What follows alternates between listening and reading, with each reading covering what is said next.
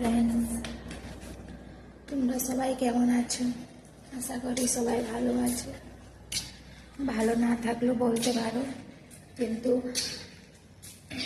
আজকে সকাল থেকে আমি ভালো নেই। কারণ